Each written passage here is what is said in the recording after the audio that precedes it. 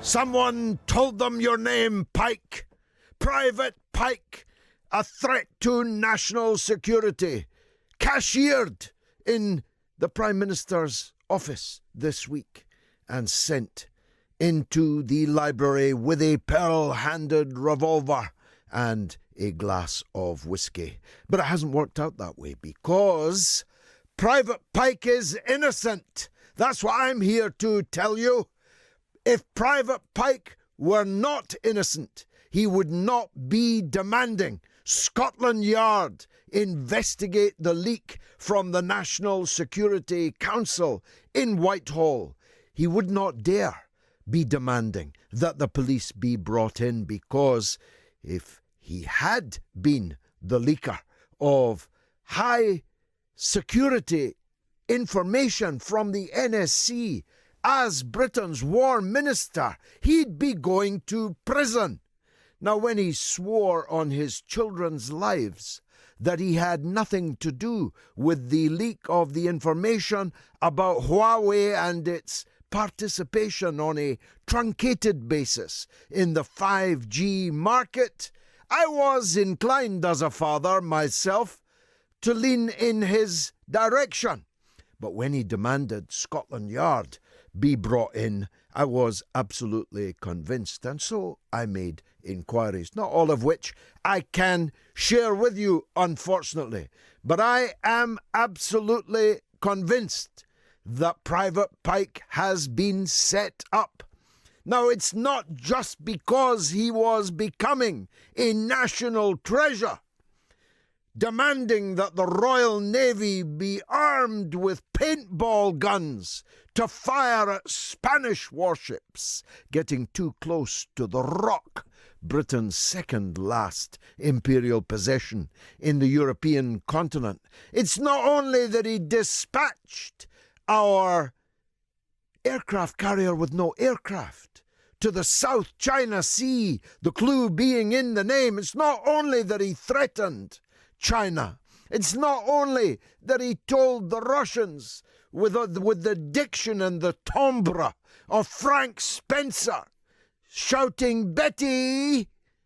He told the Russians to shut up and go away. It's not just that he was a mannequin. It's not just that he was, how shall I put it, a cad that deserved to be horse-whipped for revealing an extramarital affair with somebody else's wife in the pages of the newspapers for his own political advancement. It's not actually any of those things.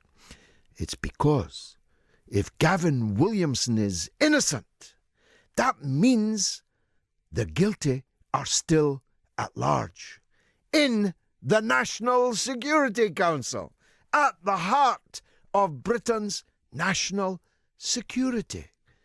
And if that, I'll say it, traitor, betrayer of our national secrets is still at the wheel, or at least in the room, then we've got a problem. So, I demand that we all demand that the Metropolitan Police do as the former Defence Secretary has asked, and investigate what by any measure is a serious criminal act deserving of prosecution and a significant term of imprisonment. After all, we were told for years by the mandarins in the deep state that the threat to national security in Britain was a woolly jumpered marrow grower, marmalade maker up in the north of London called Jeremy Corbyn, weren't we? Well, it turns out that we have, on any reading, either a Defence Secretary who cannot be trusted with our secrets, or if he is innocent, somebody else. And why Theresa May did this on the eve of the local elections is another spiffing example of her masterful grasp of the art of politics. Which leads me on. The Conservatives have now lost 1,200 councillors. Should Jeremy Corbyn resign? Well, at least that's the question which arises in the rest of the mainstream media, apart from this 3-hour lacune in the national media landscape. Should Jeremy Corbyn resign because the Conservatives lost 10 times more councillors than Jeremy Corbyn did? Not that I'm minimising the failure of the Labour campaign, though it did have some actually rather splendid peaks. In the high peaks of Derbyshire for one, in Trafford for another. Trafford is red. The high peaks are now flying the Labour flag. Other places, Labour did rather well. But as The Economist, the Bible of economics and high finance, put it earlier today, Labour has been driven back in its Midlands and Northern heartlands. And that is absolutely true. And it's absolutely true for reasons which a blind man can see. If I take Sunderland, for example, a place of some importance recently for me. In Sunderland, Labour lost in the 9th year of a Conservative government. Labour lost 9 councillors. And as the leader of the Labour group has just himself made clear, how could we not lose in a Brexit heartland, a Labour Brexit heartland, when the Labour MPs for Sunderland are campaigning to reverse the result of their own constituents' votes in the referendum that hasn't even been implemented yet? He said Labour's mixed message on Brexit had cost the party councillors, seats and councils in the industrial and post-industrial heartlands of Britain. And that was in an election where Nigel Farage wasn't even standing. So new is his party. So you could say that the elections coming up, about which we must be extremely careful, the rules of Purdah are very clear, and I support them and will implement them. You have to say that the second election in May of 2019 may be compared to a second act in a Shakespearean tragedy for not just one but both of the major parties. Now, the Liberal Democrats have done well taking votes off the Conservatives. There's absolutely no evidence that they took any votes off Labour. But they have certainly taken what might well be, in the greater part, the Remain part of the Conservative vote. And they've won the best part of, still counting, still declaring, the best part of 500 or so gains. But none of them were in the Midlands. None of them were in the North. All of them were in the South. All of them were in Remain voting territory. And the Greens have had a splendid night, and in the same places, for the same reasons. But Hamlet without the ghost is not really Hamlet. And elections in Britain in 2019 without Nigel Farage are not really elections. This was the phony war. The real war starts now. We'll be talking to the Prince, not just of Denmark, but the Prince of the world of psephology and elections, the great Professor Sir John Curtis, in just a few minutes' time. What does it all mean? What does it all point to? And how is it going to play out? We'll be talking also about the climate change emergency. I'm old enough to remember when Lord Blunkett, he of the Ermine in Britain's upper house, was Red David Blunkett, the leader of Sheffield City Council. And I remember still the day he declared Sheffield a nuclear-free zone. I probably even applauded it. But apart from some extra work for sign writers on the perimeter of the city, it didn't add up to a row of beans. Because, of course, Sheffield could not declare itself a nuclear-free zone. What did it mean? It meant nothing. It was the merest of gesture politics. And so I did not go into the paroxysm of joy that many of you maybe did when a 14-year-old girl persuaded the British Parliament to declare a state of national emergency on the issue of climate. I want to know, as a beef cattle farmer in Cork immortally said to the here today, gone tomorrow Prime Minister of the Republic of Ireland when he turned up for one of these peripatetic meetings of the Irish cabinet in the city of Cork. Where's the beef, you vegan? He was the only in Ireland, or Glasgow, would such a question be addressed. I'll be talking to Dan, the Corbyn man, the Mail on Sunday columnist that we cannot stay away from. We follow his tweets, we read his columns. We might not like him. Actually, I quite do. But we can't stay away from him. And we'll be celebrating 100 years of flight. That's right. Man and woman have now been flying for a whole century. We're going to play all the birthday boys. I don't think there are any girls in tonight's panoply of musical treats, but that was James Brown. Maybe I'll get the details later.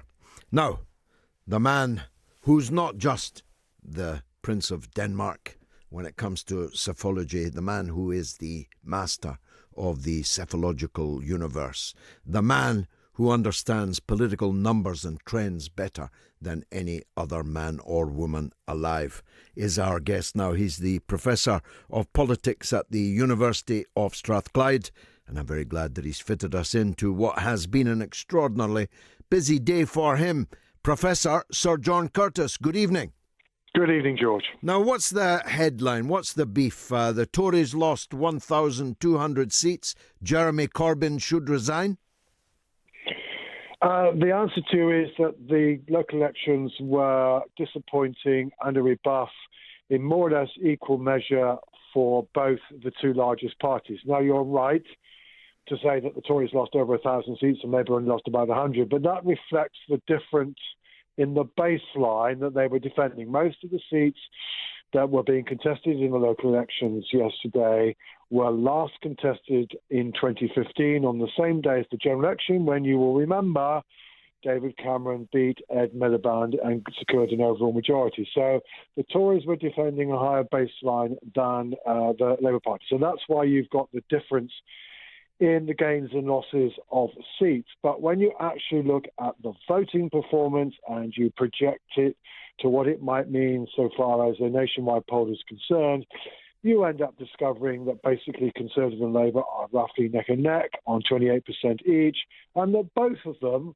are down by about 7 points as compared with what happened in the annual round of local elections last year. So the truth is, the polls have been telling us for quite a while that the Tories were in trouble because of their failure to deliver Brexit. There was some uncertainty in the polls about how much Labour was also being affected, while the answer seems to be pretty much as the Tories.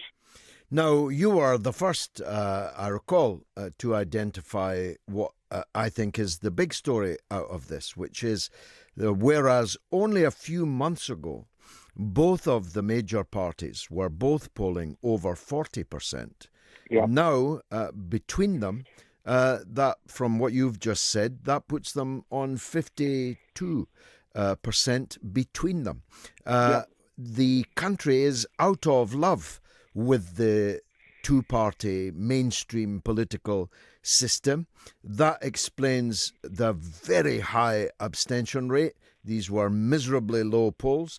It explains the huge number of independents that were elected, the success of the Greens. It explains the very significant number, I wonder if you have a figure, of spoiled ballot papers. I saw a lot of pictures of those. But let me stop you there, George. There isn't much evidence that the turnout was low. And if lots of people spoiled their ballot papers, that would depress the turnout, because we don't include spoiled papers in the way that turnout's calculated in this country. Basically, turnout on average is about 1 or 2 points down on what it was last year. So there is no dramatic difference between the turnout in these local elections and the turnout in any other annual round of local elections. But, you're right, your basic premise is correct. Yes, indeed. I'm not quite sure whether voters have fallen out of love with the two-party system. I've frankly fallen out of love with the two parties themselves. Now, this is against the backdrop, of course, of in 2017, these two parties coming to dominate, at least in England and Wales, the support of the electorate in a way that we haven't seen since the 1970s. So it's been a very rapid reversal, but we should remember that we are comparing this with a position where the two parties between them were very strong. But sure, it looks to me that, basically, to put not 2 points on it, the Tories are thought to have messed up Brexit, and not very many people are convinced the Labour Party would do any better. Ergo, this rebellion against the parties, which indeed, amongst the most remarkable elements of the elections, is this revival of the independent and English local government. Over kind of 500 more of these independent councils, almost as many independent gains as Liberal Democrat. I mean, this is a species that almost died out in English local government. And it seems as though that where there was a relatively well-organised independent campaign, voters took the opportunity to say, none of the above, thanks very much. I'll go for the people who aren't tarnished by the mantle of party politics. And certainly all of that is clearly there. Of course, the question we're now asking ourselves, well, what does this presage for the European elections in 3 weeks' time, when the Brexit Party will be fighting, and it wasn't fighting on Thursday. And Change UK, yeah. Yeah, exactly. And they weren't fighting on Thursday.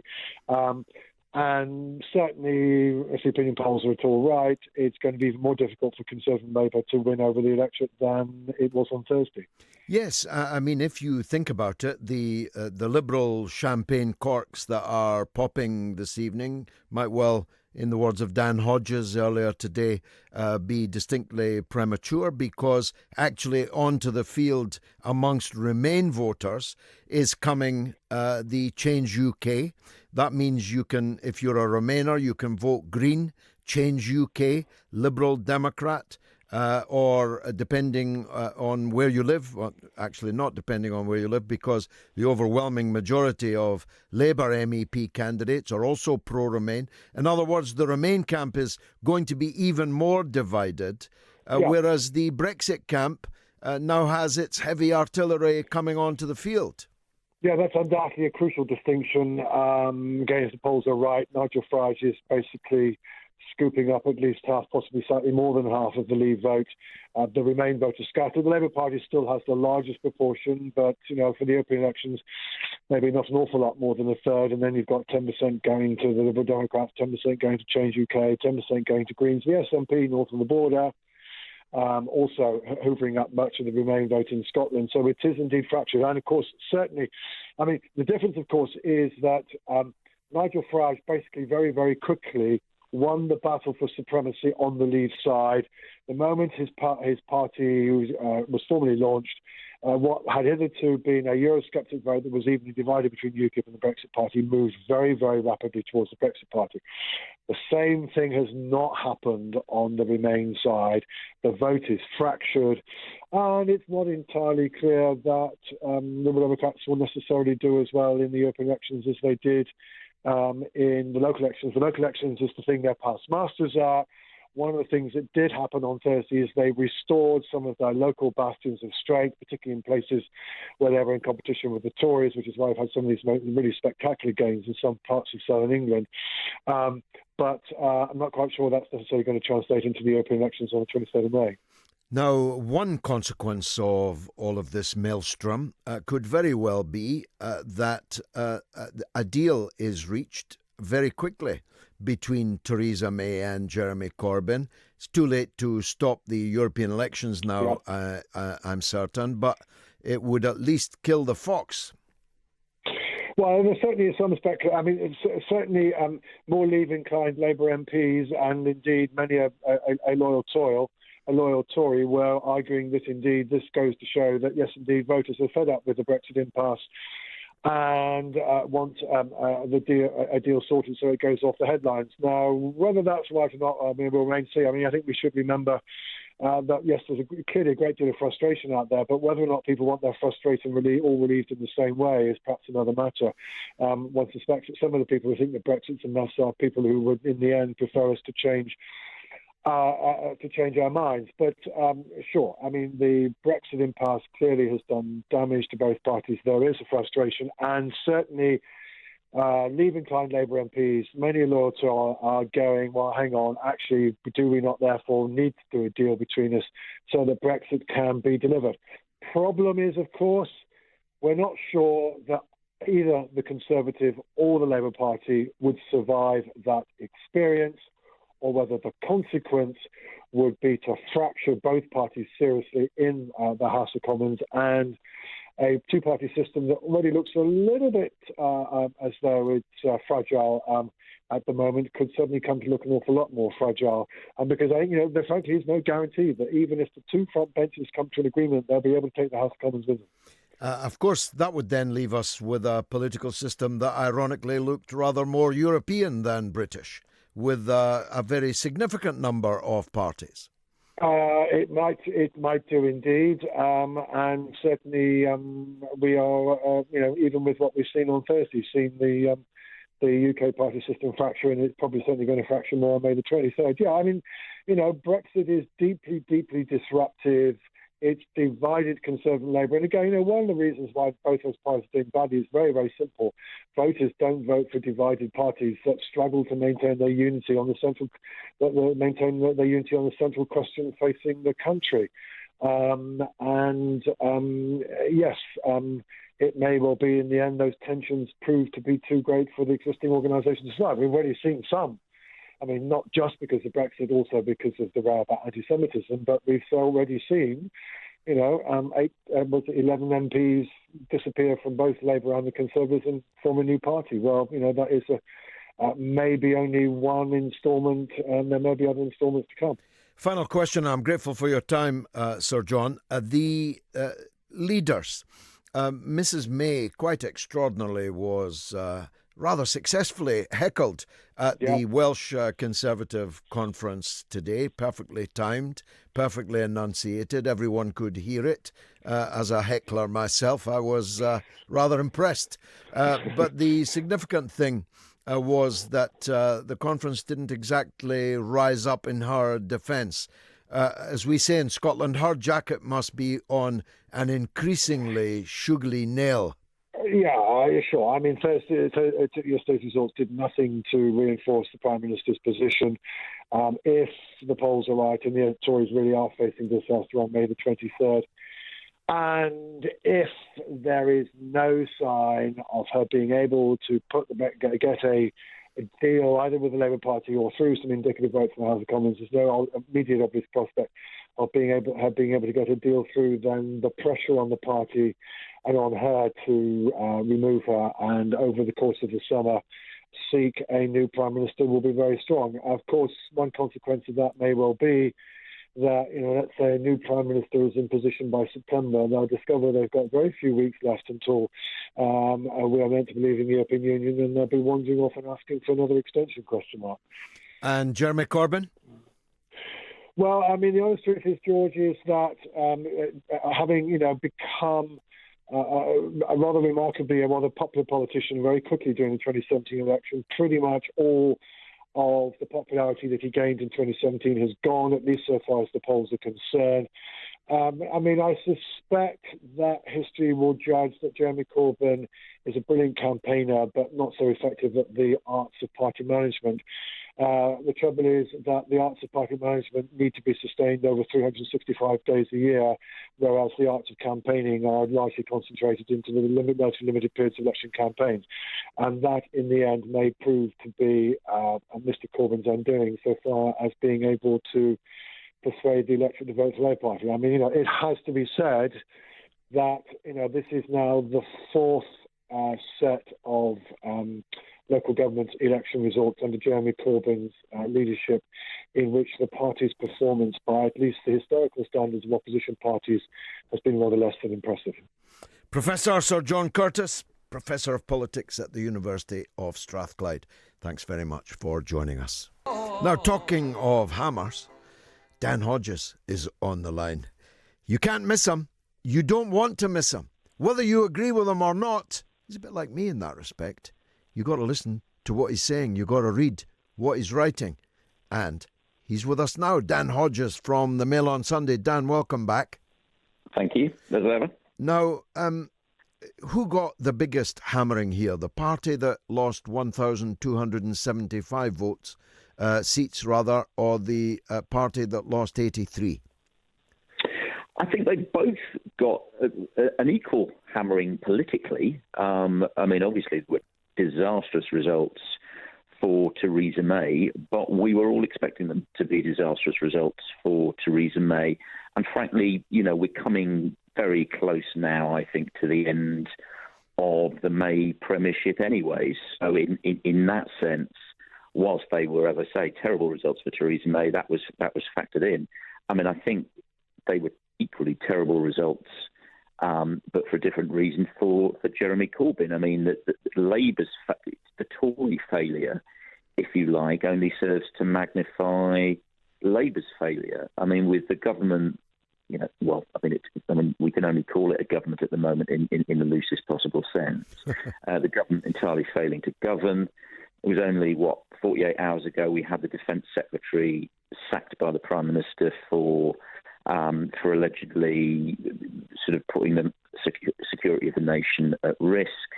The Tory party is in meltdown. Tory activists are in uproar. And yet the Labour Party actually went backwards in terms of councillors and councillors. And that, almost 10 years into a Tory administration, an administration that's been distinguished by some pretty, tough years of austerity. That is a terrible, terrible result and a terrible indictment, in my view, of Jeremy Corbyn's leadership. So, in different ways, they've both managed to do as badly as each other. I'll come back to that latter point, but let's start with the Tories. A rather splendid heckler arose at the Tory conference today, and unusually made a point that was pretty devastating and pithy, namely that we don't want you. How is she managing to hold on? In the old days, the magic circle would have gone in their grey suits and told her it was time to go, time's up. How is it that they are hanging on to someone who is manifestly a gigantic vote loser, when with one bound they could be free of her? I think there's a couple of reasons. One, obviously, you have to go back to the disastrous, botched leadership challenge just before Christmas, which obviously meant once they shot at her and missed sort of politically, there was no. They couldn't then, repeat that for another 12 months. I mean, that was a really serious blunder by her opponents. But the other reason is, speaking certainly to members of the cabinet who, in all other circumstances, basically want her gone. I mean, what they're saying to me is, even if they do get rid of her at the moment, that doesn't solve the problem of Brexit. It doesn't alter the state of the negotiations with the European Union. It doesn't alter the arithmetic within the House of Commons. And I think crucially, as you were pointing out, for those people who would be knocking on her door, these sort of grandees, the question is who would replace her, and how many of those people who want to replace her actually want a leadership election now. I think a significant number of the sort of, as you were, the front runners would actually prefer to see if there can be some sort of Brexit resolution before she goes. Because the other thing that a lot of them are thinking is, if she does go, then it's going to be very, very hard in those circumstances for the Tories to resist a general election. As we've just seen, when you're losing 1,000 councillors, a general election is the last thing that you want. Yeah, although at this rate, the job won't be worth having because if the opinion polls are correct, the Tories are on course, believe this or not, to score their worst result on the 23rd of May since the Duke of Wellington of Waterloo was still alive. They're currently at 13% in the voting intentions for the European Parliament. That's an existential threat to the Conservative Party, isn't it? Well, it would be, except, the one thing I would say is that Theresa May's opponents have been very successful in betraying this as Theresa May's personal betrayal, and pinning the blame for the Brexit crisis, pinning it firmly or hanging it firmly around her neck. So I think for the Tories, if they did get rid of May and she were to be replaced by somebody who seemed to have more robust Brexit credentials, should we say, then all is not yet lost. And we can only go back to, if you look at what the current national vote, sort of projected national vote share in the elections we saw yesterday, the Tories incredibly are level with the Labour Party. So yeah, but they're both on 28%. John Curtis was just telling us, yeah. Yeah, so despite everything, as I say, there is incredibly still hope for the Tory party, but they have to find a way of, if you like, squaring the Brexit circle, and that's easier said than done. Now, according to The Economist today, Labour basically were driven back out of their Midlands and northern strongholds, the industrial and post-industrial parts of Britain. And that's because, surely, Labour has been on the Brexit issue, seeking to walk down the middle of the road, and is now getting hit by the traffic coming in both directions. Yeah, I think that's right. I think in the general election, Jeremy Corbyn was very successful in being all things to all people on Brexit. I think he successfully convinced Remainers that if you wanted to remain, you had to vote Labour, and he successfully convinced Brexiteers that actually he and Labour did intend to honour the referendum result. But I think what you're seeing now, as you accurately said, he's now not being anything to anyone on Brexit. Remainers, as we saw this week, feel betrayed by the NEC decision, ironically, to stick to the conference resolution that they themselves had been demanding, and were cheering. When they got it. Indeed, and the Brexit, but I think Brexiteers are now increasingly frustrated by anything that doesn't, in their view, constitute a real and proper and a clean Brexit. And Jeremy Corbyn is now seen as being party to preventing that. So certainly, and I think it's been interesting to see the statements that we've seen from John McDonnell and Jeremy Corbyn today. I think there is a realisation now that amongst both of them, that Labour is going to have to get the Brexit issue resolved one way or another and move on. That was my next question, actually, Dan. This must be an accelerator to the talks between Labour and the Conservatives on a deal. I think that's absolutely right, because I think that the issue you've got now is, obviously we've been talking. Certainly my view is, as I say, that these are terrible results for both of the two main parties, but they are terrible results in elections that took place without either the independent group Change UK, whatever it is they're calling themselves now, or the Brexit Party. And frankly, you were citing the opinion polls that we're seeing and how poorly the Tories are doing. I still think the opinion polls as they relate to the European elections are significantly overestimating both Tory levels of support and Labour levels of support. I, for the life of me, cannot see who is literally going to wake up on a European election morning, have their breakfast, get dressed, and take the time to stroll down to the polling booth to endorse either Labour or the Tories, given neither party has a position on Brexit that anyone on either side of the Brexit debate seems to endorse. Very interesting. Now, finally, and I'm grateful for your time, the Jeremy Corbyn can stay as long as he likes as the Labour leader, can't he? He has survived 2 coups.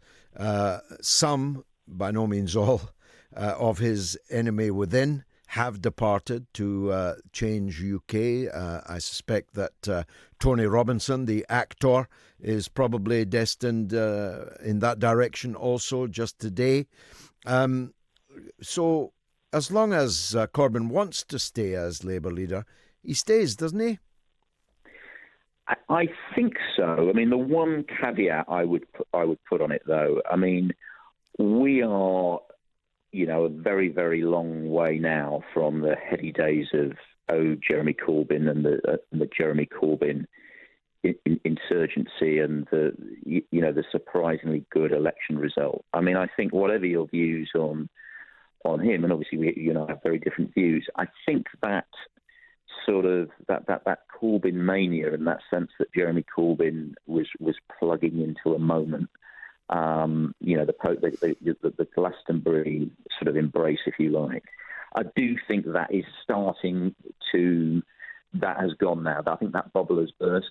And I am just wondering now if there are a number of people within the Labour Party who will be looking at the results and although they may not welcome it, sharing my analysis and genuinely asking themselves, how can it be, given everything that's happening to the country, everything that's happening with the Conservative Party at the moment, that the Labour Party is actually going backwards and losing seats and losing councillors, and is only managing to be level with the Tory vote share. But I do think if there is going to be, if Jeremy Corbyn is going to face a threat, I think it will have to come from, as it were, within his own base rather than outside, because I don't see at the moment anyone gearing up to a leadership challenge, given what happened the last time we had a leadership challenge.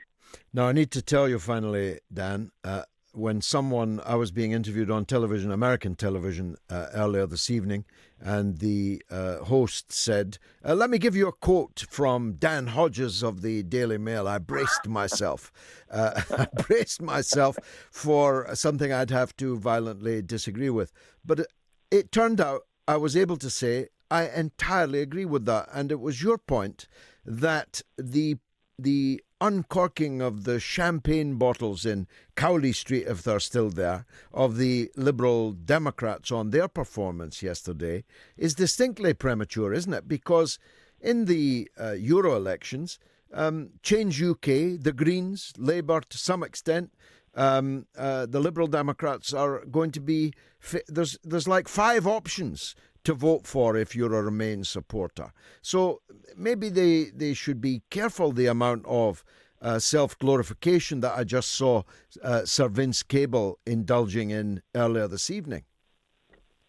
Yes, I completely agree. I think let's be fair to the Lib Dems. They've had such a torrid political time over the last few years. I think you'd have to be harsh to begrudge them their their moment of success. But I think the analysis that this means they're suddenly back. I mean, firstly, you have to remember what an appallingly low base these elections were set against, given the routing of the Lib Dems the last time they were held.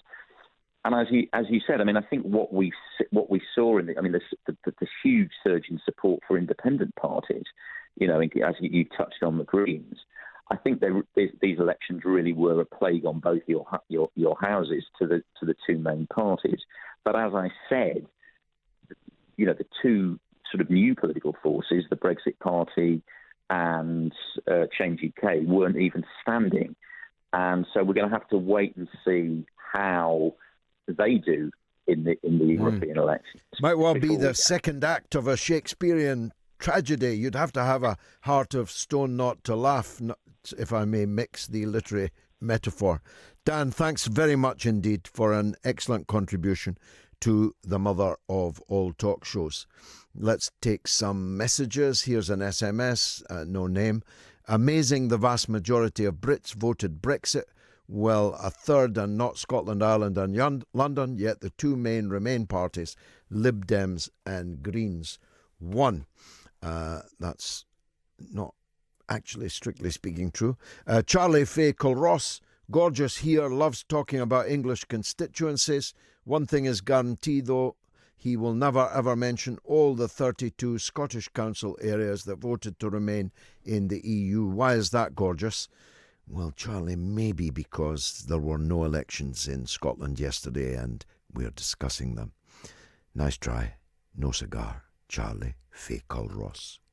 And here's a long SMS. Good evening. Just a little something to amuse you. At a dinner on Monday while having a few brandies, discussing politics and politicians, one of the most conservative and establishment people I know came out with, quote, "I'm starting to quite like listening to George Galloway. I don't agree with all he says, but he speaks a great deal of sense." I almost choked, and I would say you can give yourself a pat on the back, because this gentleman 10 years ago would rather have shot his mother than give you a compliment. Shamefully, rather like I was. And now I see you as one of the few people who speaks the truth, which sometimes hurts. Thank you very much for that, Peter, and do thank your brandy-swilling establishment chum. And Andrew says, I wonder who got the commission on the Huawei deal. Must be several £1 million. Someone's storing up a nice fat pension. And Ryan, to contrast the local election results to if it were a general election, an earlier poll indicated 280 seats for Labour, 269 seats for the Tories. This may lead to a Labour-SNP coalition, the apocalyptic scenario Cameron warned against in 2015. Intriguing. Intriguing indeed, Ryan, as the whole picture, I hope, has been in the first hour. But there's 2 hours to go. Let me give you the number again. 0344 499 1000. 0344 499 1000. You can also tweet me, text me and email me. It's the mother of all talk shows. Now, I was going to talk about Venezuela because I think obviously it's an international story of some import. But we've not yet been able to get someone who will oppose me on the subject. And that's required, apparently, for regulatory reasons. So I can't. So I'm going to talk about something else, which is something I touched on earlier in my monologue. And it is this very strange issue of Huawei. It's very strange for the following reasons. First of all, it's very strange that the National Security Council decided to allow Huawei to participate in the first place, because Britain is part of something called the Five Eyes system. 5 white Anglo-Saxon, largely Protestant countries are a grouping that have existed since the Second World War and still are central to British national security, the Five Eyes being the United States, Canada, Britain, Australia and New Zealand. There are, of course, other eyes who shall remain nameless, who work very, very closely with the Five Eyes, but all of them have banned Huawei from participation in their 5G network development. The British NSC, according to the leaks, decided to allow Huawei to participate, but on a truncated basis, not the full Buna. They would not have been able to, it's said, have back doors in their technology from which the Chinese state, the Chinese government could benefit. So it was a big surprise to me that the Prime Minister and the Chancellor, it's said, were in favour of allowing Chinese participation in it. It goes without saying that my belief is that all technology has a back door. You've only got to have followed the issue of Facebook and other platforms and the misuse of their data and your data, the interactions that you have, not just for commercial purposes, though on a vast scale for commercial purposes. That's why so many manufacturers and retailers know exactly what it is that you would quite like to be buying, but also for political purposes, the whole Cambridge Analytica and Russiagate and all of that. So it doesn't matter actually if it's an American-owned platform or a British-owned platform. There are back doors in it, and people pass to and fro through them. So, and secondly, I don't regard China as an enemy. I regard China as a friend we should be cultivating, a friend that we should be developing our relations with. There's a lot of money to be made in China and with China. There's a lot of jobs. There's a lot of development that can and should be done with China. So I'm perfectly happy with the NSC decision on the Huawei 5G, but I'm surprised by it. And then I'm absolutely gobsmacked that on the eve of national elections, England and Wales, on the eve of those elections, the Prime Minister sacks the Defence Secretary, the third disgraced former Defence Secretary, now to be around in Westminster. Liam Fox made a comeback, but he left the job with the epithet disgraced attached to his name. Fallon, I forget his first name now, although he's a fellow Dundonian. What's his first name? Fallon. Michael Fallon. Sir Michael Fallon, the former Defence Secretary. He left the post in what was called disgrace, though I must say I recall the circumstances of his way going with equal puzzlement. And now a third. To lose 3 Defence Secretaries to disgrace is really quite remarkable. The last time before that Britain had lost a Defence Secretary in similar circumstances was John Profumo in the Profumo affair, which began actually the disintegration and collapse of the Conservative government, which was ultimately defeated by Harold Wilson, the Labour leader, in 1964. So it's a pretty extraordinary thing. If our Defence Secretary did leak to the Daily Telegraph the intricate details of a National Security Council discussion on Huawei, that would be remarkable enough. But it's even more remarkable if he didn't. Because if he didn't, as he says he didn't, and I'm telling you that I believe him, then who did? Whoever it was is therefore still there.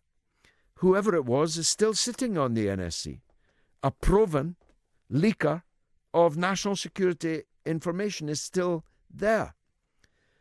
And why did they pick on poor Private Pike? Because he's a stumer, as we say in Scotland? Because he's odd?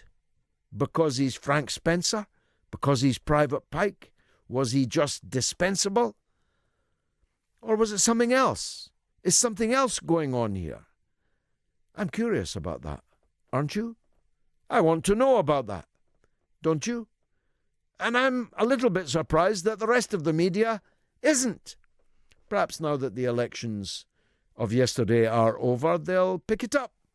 Perhaps the Daily Telegraph will pick it up. After all, if anybody in the country actually knows who leaked the story, it's the Daily Telegraph, because it was their story. Great piece of journalism. I'm not criticising them, but if they wanted to defend poor Gavin, perhaps they'd start inquiring about it. On the other hand, if they did, perhaps the real culprit would be unmasked and their source revealed. You see what I'm getting at here? This is a very tangled web. On top of all the other very tangled webs that we in Britain are living through, trying to find our way through. It's a bizarre, grotesque, unbelievable story, as Charlie Haughey once said. Let's take a call.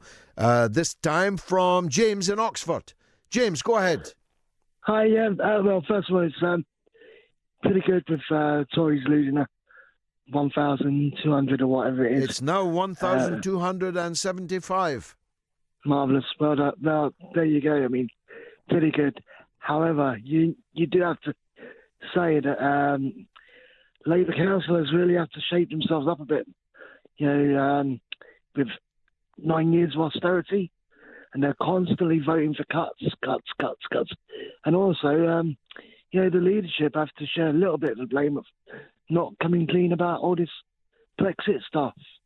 I know he's trying to play longer you hold out, the more Theresa digs it. Yeah, but eventually you have to do it or get off the pot, don't you? Exactly. And it's he's coming to that stage now. He's got to put the line. Yeah, and people, whether you voted in or out, the point about it is, people are seeing this as democracy. A lot of people, and it's not an in or out thing anymore. It's like, if we voted for this, you said you're going to do this, you keep delaying it, and Corbyn should just come out and say, stop the messing around. But isn't the problem that he's surrounded by people, his deputy leader, his shadow Brexit secretary, his shadow foreign secretary, more fool him, for appointing the latter to the positions they're in my view, but they simply make it impossible. Yeah, I mean, sometimes he's surrounded, let's be fair to Corbyn, he's surrounded by people that really, really don't like him and don't want him to succeed. That layer of ex-Blairites or whatever, right-wingers or whatever you want to call them. There's a confluence of Blairites and Brownites. I think that's something that has been missed by commentators. The ancient division, Jamesy, between Blairites and Brownites has been healed. And the Brownites and the Blairites are now as one to get Corbyn. Exactly, and it's just the whole thing. And if he came out with a clear socialist program, and took on these people and said, this is what's happening. We're not implementing any austerity cuts in any of the councils. Come out with a proper people's budget. That's said, we're going to take on the Tories. He's not going to do. I mean, pigs flew past my window there, James. As Bob used to say, if my auntie had a beard, she'd be my uncle, although he put it rather more roughly than that. None of these things that you're calling for, are going to happen. Well, I mean, at the moment it might not, but I mean, pressuring, otherwise he's going to lose more seats. And it's at the moment, yes, he's looking that he probably would traipse Theresa May and things like that, but I mean, you never... Well, I'll tell you what, James.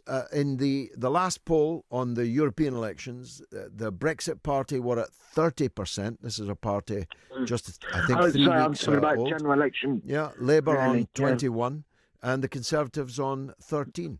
So what I see, to be perfectly frank with you, is a complete remaking of the British political mould, and things that were people that regard themselves on the left are in fact, in my opinion, on the right, and people that are regarded as on the right are in fact in the right and therefore on the left.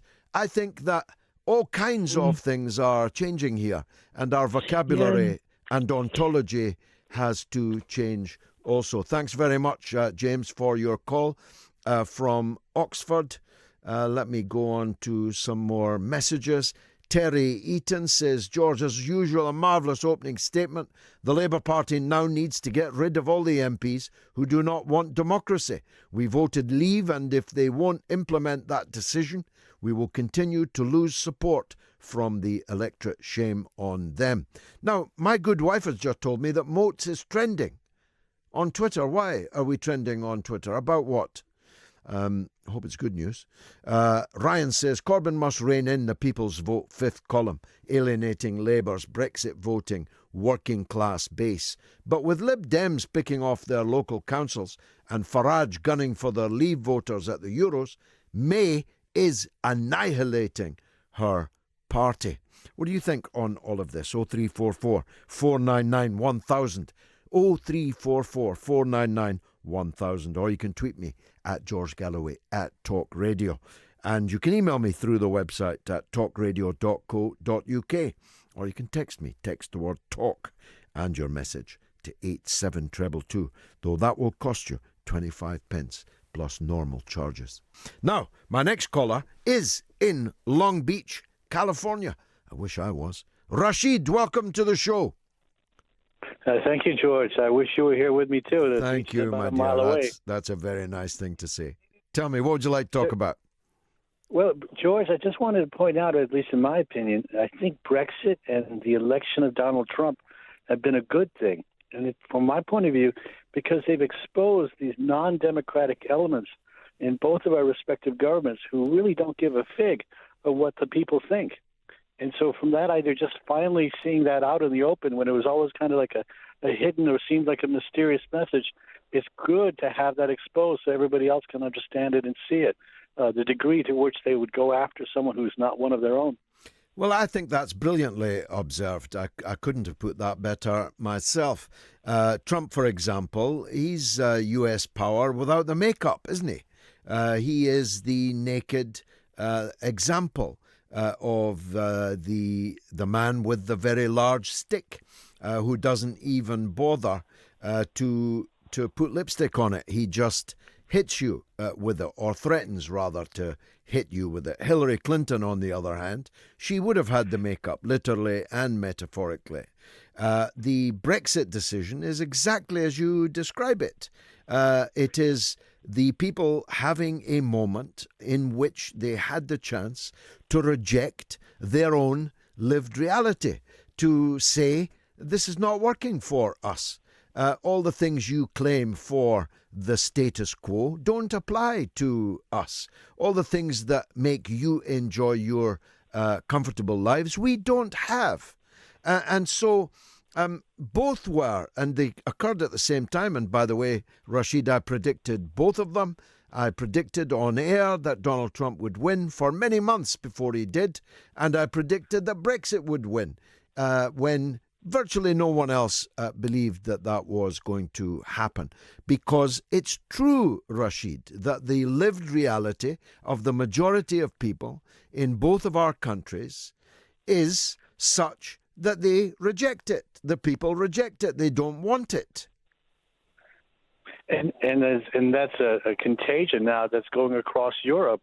And I hope it continues to manifest itself because it's a healthy process, a necessary process if we want to get where we want to be in terms of democracy and wills of the people being part of the decisions that are made.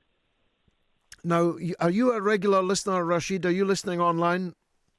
I am listening online, sir. I am listening online. I just wanted to add to Mr. Trump, as you said, naked power appears to have fallen into the full clutches of the neocons again. Oh, yeah. He didn't drain the swamp. He didn't drain the swamp, Rashid. He refilled it. I think he drank it because now the madness in Venezuela is just out of control. Yeah, tell me about that. Well, it's hard to understand why a majority of Americans who thought they were getting a Donald Trump who was claiming to pull back from the madness of Iraq and pulled back from the madness of Syria and Libya for whatever reasons, whether he needed to, avoid a JFK moment or just, change from heart. What we have now is a government that's fully ingrained with, or a president and his administration fully ingrained at trying to subvert, overthrow, the elected leader of a foreign country. So here he's talking about Democrats and other opposition internally trying to subvert his government.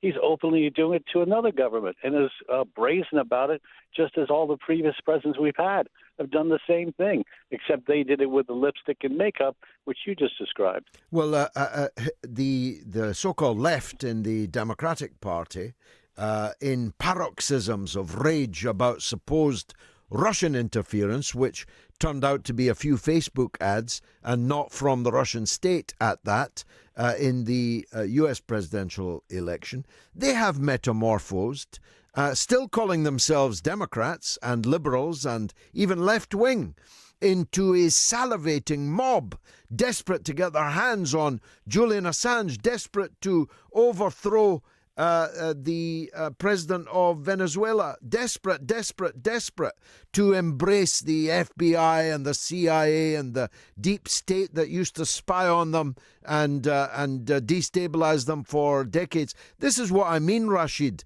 when I said earlier that what was left is now right, and to some extent what was right is now left. And maybe like your good friend Tony Blair, they were never that far from power and ambitions for power. And we're just seeing that ugly face finally manifesting itself. Well, look, it's been a pleasure meeting you on Mr. Murdoch's radio from Long Beach, California. That's simply wonderful. Isn't it great to talk sedition here on the mother of all talk shows? Thank you, Rashid, for that. Some hate, a moment of hate from my favourite fan who texts us every single week and not only once. Your right-wing xenophobic mate Farage is desperate to have racist Rees-Mogg as our next PM, a man who spoke at a white supremacist meeting. You proud of that? There's no question mark, but I assume that it is a question. What was the white supremacist meeting that Jacob Rees-Mogg spoke at? If I knew what you were talking about, I'm sure I'd denounce it in purple terms, papal purple terms. Ryan says, Corbyn must rein in. No, I've done that one. Pablo says, I thought this country's justice system is run on innocent until proven guilty. A national security leak not considered an offence in this country?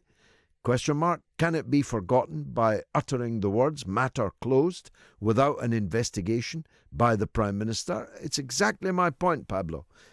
If the events are as described, then a crime of some magnitude, some seriousness has been committed. And therefore, it's not a matter for the Cabinet Office to decide that the case is closed. The police don't need a complaint to investigate prima facie evidence of a crime. They get the prima facie evidence placed in front of them and they take action. Let's hear from Scott Fury in Glasgow. Wonderfully named. Scott, are you a furious Scot? I'm a Scott Fury, if that will do. Okay, mate, go ahead. George,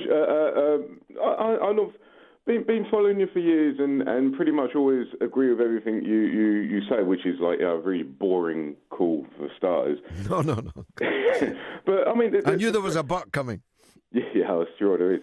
I mean, the Brexit Party, they will gain power because they're the only party advocating for the democratic vote. What do you think the Brexit Party will do once they get a vote? Because once a party gets a vote, especially Nigel Farage, what do you think he's going to just disappear into the ether with that vote, with that power, and that's that? Because, it's a lot to George, you've asked a lot of people from the left. Yeah, I have to say this now. You've asked a lot because you're asking for people on the left to vote for Nigel Farage. Now, that's a big thing, man. And I'll tell you, I've followed you for years and I fully respect you. Now, when I say I respect you, I don't think that everything you can say and do is right, because none of us know that. None of us know the future. So it's a big thing you've asked us to do now. Now, pretty much everything, well, not everything, but a lot of the things you said and done, I think, yes, there's not many people that can go on Sky News and give it to them like you did. And there's no one else that could have done that in the Senate, I believe, at the time you did it, or at any time. So, all this said and done. Now, you've asked us to back Nigel Farage. And I know you're going to say in answer to this, no, I haven't asked you to back Nigel Farage. I've asked you to back his party. But my question is, what's he going to do with that power once we back him? Okay, it's a very well articulated set of points. Let me first of all say I'm not asking you to do anything here on Talk Radio, because that would be illegal. So I haven't asked you on Talk Radio to vote in a certain way, and I'm not allowed to. I'm not allowed to do that. But you're right. You know that I'm voting for Mr. Farage, and have publicly said so. And if you mean that is, by implication, a call for others to do so, clearly that's right. Now, I just say this to you. Nigel Farage's party is called the Brexit Party, and the clue is in the name. Yes. If Brexit is delivered, there is no longer a case for a Brexit Party. And so whether he would disappear after Brexit was achieved, I don't know. I know him, actually, and you don't. So if I tell you that I think he probably would, you just have to take my view on that at whatever value you place on it. And I'll tell you what I pray in aid of that view, that he already did. He walked away from politics as soon as the referendum result I have a view of that. was called. Well, I'll let you come back in a minute. Sure. He decided, and I know that he did, and I know that it was sincere, that he wanted to go off and make money. Maybe I should have done that myself, but I didn't. He wanted out, and I believe that if Brexit was achieved, he would do the same again. That's what I believe. But let's say I'm wrong. Clearly, he'd need to change the name of his party, and he would have to construct another one. And the other one that he constructed, I might not vote for, and probably wouldn't vote for. In fact, almost certainly wouldn't vote for. So all I'm doing, and by implication asking, is that you vote for the Brexit Party in the European elections. Other parties are available. You can vote for whomsoever you like. But as you've asked me, I have to honestly answer you. Now, as to power, as to power, though, Scott, what power do you have in the European Parliament? The answer is none. The European Parliament has no power, and a faction of the British delegation to the European Parliament, by definition, has no power and even less influence than the Parliament itself has. So I think the premise of your question is wrong. Can I? Yeah, go on. Come in now. Can I come in? Yes, thank you. I saw Nigel Farage's face when the vote, for the Brexit vote, we won it, basically, because obviously I voted to leave the neoliberal EU. When I saw his face, I thought, that's not the face of a winner. That's the face of a man who's, my God, I didn't think that would happen. What am I going to do now? My career's done. That's the face that I saw. He doesn't want Brexit, George. He never wanted it. Just a businessman. Come on, man. He's just a businessman. He never wanted Brexit. That was not the face of a winner that I saw after the Well, you have miraculous powers of observation, if you can tell that from looking at someone on television. Yeah. The idea that Nigel Farage doesn't want Brexit is a challenging one. I'll give you that. I'll give you that. But if he was a businessman, why is he looking for a job at £77,000 a year where you have to declare everything you do and say and spend and tax and all the rest of it. But trust me, in the circles he moves in, there's millions to be made as a businessman, but not as a member of the European Parliament. Yeah, but who's to say he hasn't made them? And another point, George, I want to make. Alan Sked. I mean, Alan Sked, he would not have taken a penny from that gravy train. The whole point of UKIP, the UK Independence Party, the whole point of it was that they didn't go. Every time I hear Nigel Farage is in bloody Brussels, why is that? Why? Alan Sked would not have taken a penny, and he advocated, we will not recognise the EU. What does Nigel Farage do? Completely brush Alan Sked aside, and on top of that, take the money, take that gravy train, take all the money. Every time I hear Farage, he is either saying something racist or taking the money from the EU. I don't trust him, George. I trust you, but I don't trust him. Why are you making plans for Nigel? I'm not making any plans for Nigel. What I am, and I stated it clearly in a tweet earlier today, Scott, I am part of a broad democratic alliance which has only one purpose: to secure the full implementation of the Brexit decision made in 2016. That's all. Now, in that broad democratic alliance, there is and should be people from the left, the right and the centre, because it's a single issue campaign, a single issue demand. And the campaign is for democracy. And you said it right at the beginning of this call. It doesn't matter at all whether you voted Leave or Remain. What matters is whether you believe in democracy, whether you believe in the implementation of a democratic decision taken by the largest number of people who ever voted for anything or body in this country's history. That's what this is about.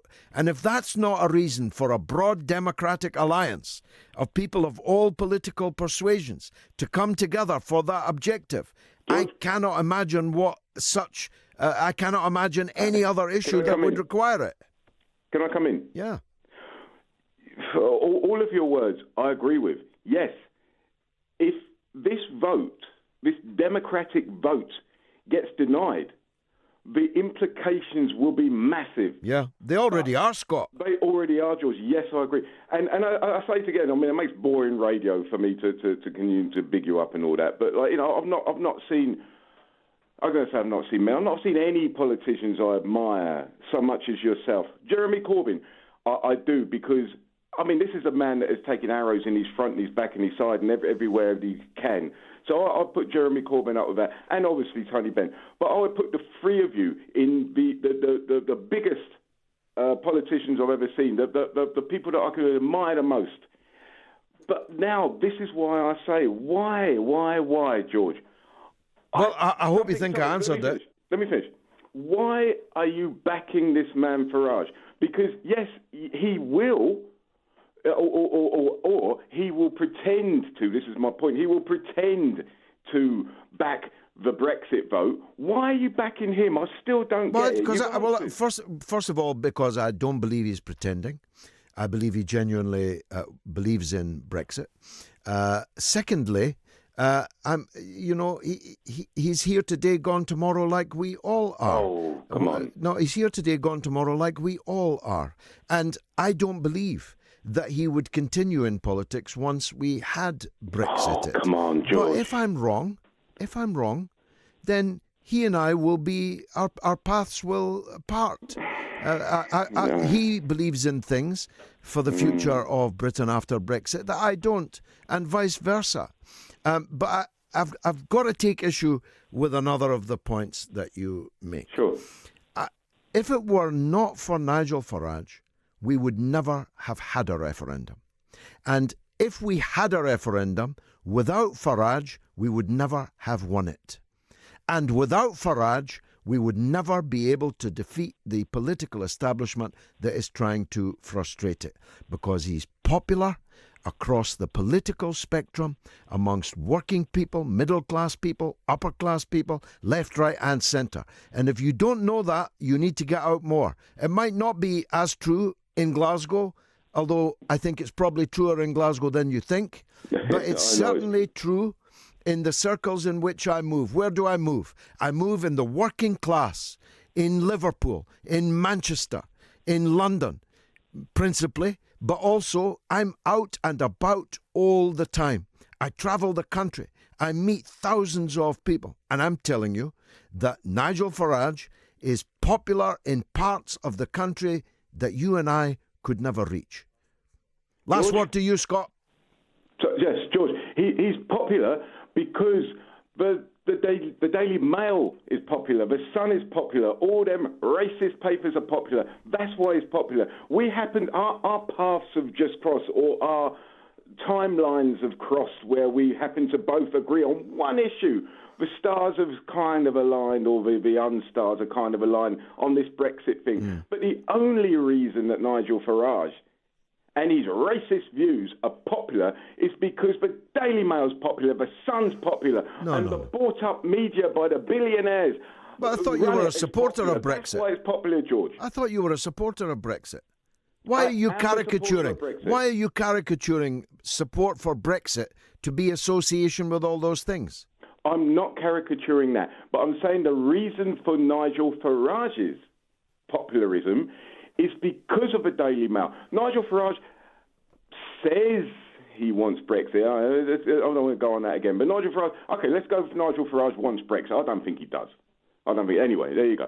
Right? Now, the whole reason for the popularisation of Nigel Farage is not because of Brexit. It's because everyone thinks the NHS is run down because of all the foreigners. It's all the Daily Mail. Sorry, Scott. Now you're caricaturing the voters for Brexit, and I can't. I'm not doing that. You are. Look, I don't know as much about UKIP as you appear to do, but I do know that Farage transformed the political landscape in Britain. He transformed it to the extent, as Mr. Benn did in 1975, of getting us a referendum. If not for him, there would never have been a referendum. And without him, we would never have won it. And without him, we've got no chance of having the decision implemented. Scott Fury, that's been a marvellous call. Don't be a stranger. I hope to hear from you again soon. Lee says this vote will work in May's favour. All of a sudden, everyone will vote for her deal, even though it has failed 3 times, just to save their faces and futures. That's my forecast, and you watch it come true. Well, of course, that's a possibility, Lee, but that will not be the end of the argument, because Mrs. May's deal isn't Brexit. It's Brexit in name only. And there will be some people, and I include myself, who will not accept it and will continue to fight for a real Brexit. Now, let's take a call from Bob Ward. Go ahead, Bob. Oh, it's not a call. My very, very sincere apologies. It's Bob Ward, Policy Director at the Grantham Research Institute on Climate Change and the Environment. This in the wake of the UK Parliament announcing a climate emergency. Bob, my sincere apologies and welcome to the show. Good evening, George. Now, I made the point earlier, only half jokingly. I remember when David Blunkett declared Sheffield a nuclear-free zone, and all it did was give the signwriters a job to put up a couple of signs outside the city limits. It was an empty gesture. Is this an empty gesture too? No, I think this is a very important symbolic move. But the most important thing now is that the government and Parliament follows through. And the number one thing they need to do is to act on the recommendations of the Committee on Climate Change, which is the expert committee this week published a report recommending that Britain puts into law a target for reaching zero emissions by 2050. And that's what Parliament should be doing in the next few weeks and months, because after that, we then know what our target is, and we will then have to put in place the policies and all the measures we need to get there. And it's going to be very, very challenging, but it's absolutely necessary, because until we get to zero emissions, we will still be contributing to global warming. Forgive my ignorance, but what do you mean by zero emissions? Zero emissions what? As a country that we're emitting nothing? Yes. So essentially, greenhouse gases, when we emit them, carbon dioxide being the most important, they add to the concentrations in the atmosphere, and they're what drive global warming. When Britain gets to zero emissions, or effectively zero emissions, and I can explain what I mean by that, then we stop contributing to global warming. And it means we'll have to stop all the activities that create greenhouse gases, which include things like how we generate our electricity, but it also means we won't be driving cars that are driven by petrol and diesel. We will have to change our central heating so that we're not running on gas. We will have to get rid of gas cookers. All of these things are going to be necessary. And what about aviation, Bob? Yeah, aviation, exactly the same. We're not going to be able to use conventional aviation fuel. We might be able, we know at the moment there's good prospects that we might be able to make short-haul flights using electric airplanes. They're on the way, but we don't know yet what to do about long-haul. And there's a possibility we might be able to make fuels with algae, still at an early stage, which would then not create the problems of global warming. But we've got a lot of things that we don't quite know yet how to do, and that's why it's going to be 2050 before we can get there rather than 2025, which is what Extinction Rebellion have been asking for recently. Well, to call that manifesto challenging is a very English understatement, Bob. You have just described a country that is unrecognizable to the country that we have today. And if I may say so as an older man myself, the idea that 2050 is a long way away isn't really true, because I can remember the last 30 years really easily, and they went by really fast. So we don't have much time to utterly revolutionize the way we live on that plan. That's absolutely true. It's only 30 years, and that transformation is going to be very profound. But we have to remember why we're doing this, because the scientists have been very, very clear. If we do not stop emitting greenhouse gases, we are facing levels of global warming which are going to be just too difficult for us to deal with, and those consequences will then be with the planet for decades and centuries to come, and it will be our children and grandchildren facing ever more difficult problems. We should remember global warming is already here and happening now. Last summer, more than 800 people across Britain were killed by the heat waves. They were mostly elderly people suffering from respiratory diseases. But we know from the Met Office that those heat waves are already becoming more frequent. So it's here and now, and it's already creating a risk and a threat to us, and we have to act. Fortunately, when we tackle climate change, we'll be able to improve our lives in many other ways. So if we're getting rid of petrol-driven cars and vehicles that are driven by diesel, we will also be reducing air pollution that is particularly a problem in our cities and kills more than 40,000 people a year. Now, if Sheffield couldn't declare the world a nuclear-free zone, how can Britain, as one small country, one small island, doing all this, to what extent would we make an impact on the global situation? Well, we've done a very important thing of demonstrating as a nation that was home to the Industrial Revolution, we are showing that it is possible to reduce your emissions of greenhouse gases without sacrificing economic growth. So since 1990, our annual emissions have gone down by 44%, and our economy has grown by 75%. And that's extremely important in setting an example, particularly to developing countries, which show that Britain is leading the way, but we have a lot more to do. We're now only responsible for less than 1% of greenhouse gas emissions. If we act alone and nobody else follows us, then we're going to be stuck along with the rest of the world with dealing with the consequences. But if we're going to persuade countries like China and India and the United States to cut their emissions, we have to lead by example. There's not going to be any situation in which we say, oh, well, we're only responsible for a small amount, we're a rich country, and we don't have to do our fair share. How much influence did Extinction Rebellion have on this parliamentary decision, do you think? I think the decision to declare a climate emergency can almost be entirely attributed to Extinction Rebellion. But the report from the Committee on Climate Change was commissioned last year, and the experts that are on that committee have been working on this report for several months. And it's good timing that the declaration of the climate emergency happened the day before the report was published. But we must now act. It is not enough to say that there's an emergency. You now have to act to deal with the emergency, and it's going to be something that we're going to have to deal with over the coming decades. And so, as I said, what we need is the government and parliament to, over the next few weeks, pass the legislation that puts into law a target for reaching zero emissions by 2050. Now, here's a comment from a listener, Bob. It's from Hassan D1. Your correspondent is incorrect. Zero emissions means net zero, not gross. Things like buying carbon offsets, etc. What's your response to that?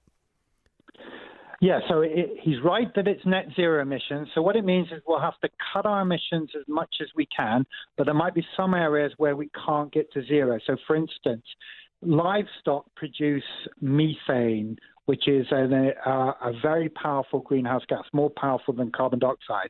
And we might not be able to get to zero with livestock. And then we would have to compensate with so-called zero emissions. And one of the ways in which we might be able to do that is by planting more trees, because trees absorb carbon dioxide and take it out of the atmosphere. And if we plant more trees, we'll be able to compensate for the production of other greenhouse gases. But we cannot afford to be emitting large amounts of greenhouse gases because we simply will run out of space to plant new trees, and we would then have to rely on other less tested things like finding ways of artificially filtering carbon dioxide out of the atmosphere and then trying to store it underground. That's much more risky and much more difficult to see how we could do it on scale. But he's quite right. We need to get to net zero emissions, essentially that we're not contributing to an increase in concentrations in the atmosphere. Now, you've looked at today's Parliament. You see it in all its glory. Is today's Parliament likely to actually have the strength, the wherewithal, the unity to embark on this really challenging course of action? I think that Parliament will be unified in agreeing to a 2050 target.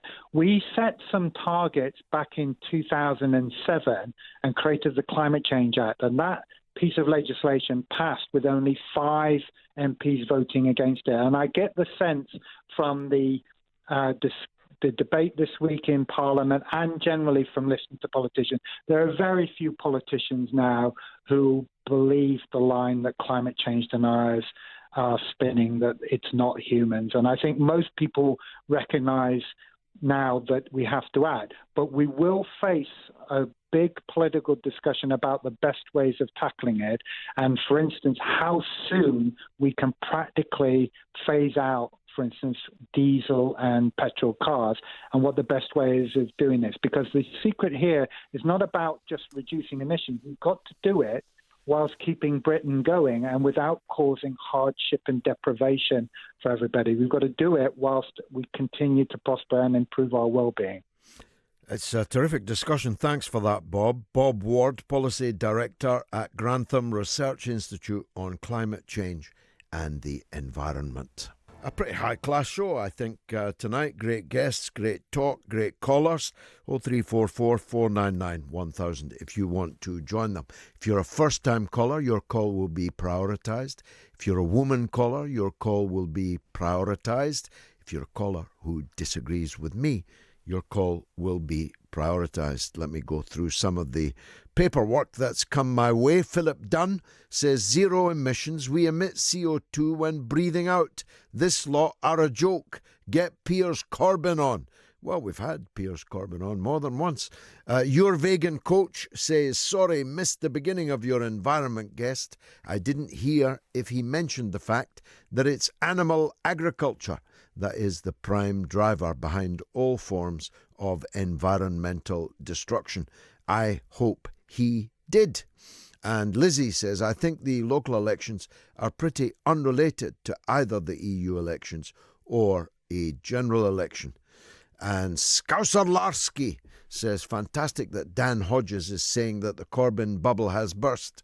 That means Corbyn will win the next election with a massive majority. Everything Hodges predicts, the opposite happens. And Chris says, Lib Dems and the Greens have mainly only performed well and won seats in predominantly Tory South areas. They've gobbled up neoliberal strongholds. They will achieve this to a much less extent in the Euro elections, where the vote will be divided by a huge range of Remain parties. Now, believe it or not, it's the Centenary, the 100th anniversary of passenger flight. Of course, there were aeroplanes in the First World War. There were fighter planes, bomber planes in the First World War. But on May the 1st, 1919, the historic flight of a de Havilland DH-9, it only went as far as Kent, but nevertheless it marked the beginning of the age of modern air travel in Britain. The government had just lifted the ban on civilian flights imposed during World War I, and in the months that followed, there were a series of aviation firsts. The first scheduled domestic airline service began on May the 10th, imagine, between Alexandra Park in Manchester and Blackpool. The fare for that 50-mile trip one way was 2 guineas. I love the word guineas. I used the word guineas for many years after anybody knew what I was talking about. That was, by the way, 2 guineas, about £100 in today's coinage. It's actually not that bad if you think about it. 100 quid for a short flight from Manchester to Blackpool. And it was 4 guineas return. Later that summer, services linking Hounslow with Leeds and Hull were launched. So it was really, if you'll forgive the pun, taking off really quickly. The first international service started in 1919 on August 25th with flights from Hounslow to Le Bourget near Paris. Now, I got all of that from a very clever man. Terry Tozer is a pilot, an author, a journalist, and a media aviation commentator. And so he's agreed to come on this late on a Friday night, I'm glad to say, to talk about 100 years of flight. Terry, welcome. Hello, good evening, John. It is remarkable how quickly, if you'll forgive the pun as I say, how quickly it all took off. People must have known throughout the First World War, when passenger flights were banned, they must have known that as soon as it was possible, there could be a real industry here. Yeah, I guess they did. I mean, people obviously were flying in an environment that was much more limited and with nothing like the reliability or safety that we've come to expect. And I'm always surprised at how adventurous the passengers were. Quite. What kind of people would they have been, Terry? Well, I mean, it's hard to say. I mean, I guess you would probably have had to been pretty well off, wouldn't you? Yeah. You know, in those days. 4 guineas return for a 50-mile trip. You've got to be pretty well off in 1919. Yeah, I mean, that would have probably been a month's wages for the average working man, I would think. Yeah, probably. So, certainly 2 or 3 weeks' wages, definitely. Yeah. So, I mean, it was obviously very unreliable. They couldn't deal with the weather the way that we can now. But, I mean, it was no doubt a great adventure. Yeah, especially once, instead of going to Blackpool, you could go to Le Bourget. Now, that is adventurous because not only are you flying over land, you're flying over sea.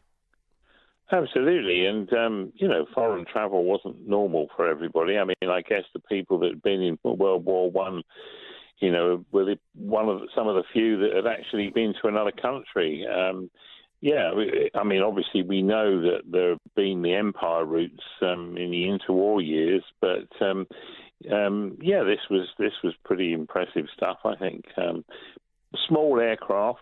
Slow. Yeah, how small? Tell us, how many passengers would that first de Havilland on May 1st, 1919 have taken?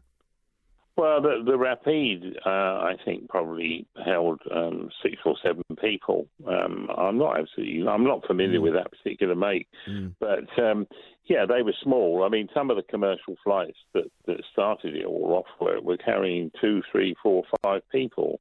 It was a while before they plus got crew. I mean, aircraft. were there stewards on board? Were there navigators? Was there 2 pilots? Probably not on those small aircraft. There wouldn't have been room for cabin crew. Navigators wouldn't really have been necessary. It was only when you got into the kind of empire routes with the flying boats and the big horses that they had big enough cabins to take sort of 15, 20 people and room to walk about. How did you navigate? I mean, obviously there were no computers.